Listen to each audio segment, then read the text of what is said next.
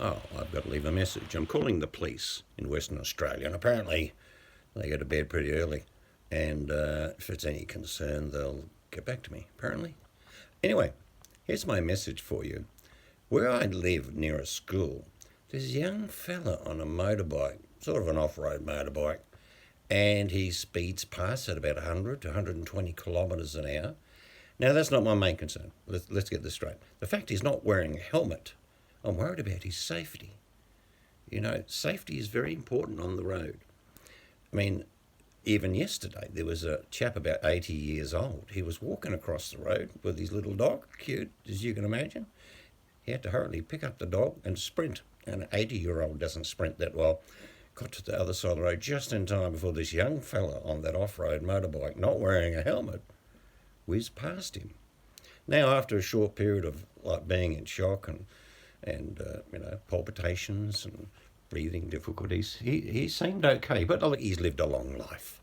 Let's be honest. It's 80. That's pretty damn good. So, but there was another incident I'm just going to bring to your attention. Two young schoolgirls happily singing and walking home past the school, because it is the school, that's where the school kids are. And they're just walking across the road, and the same thing. Young fellow on a motorbike, no helmet. This is very important. Whizzed past and just missed them. But still, what's the worst could happen? He could maim them, maybe lose a limb. You know, they got a whole life ahead of them. But he wasn't wearing a helmet driving that off-road bike on the road. It's a bit of a concern. I think you officers should at least get him to put a helmet on. Or an alternative solution would be to change the speed limit where it says 40 kilometres an hour past the school to 140. It's just a matter of putting a 1 in front. Easy. That way he won't be committing any, well, he is driving an off-road vehicle not licensed on the road, I know, but you won't be able to charge him for speeding. And particularly, my main concern is that you don't seem to care about this young kid on this off-road motorbike.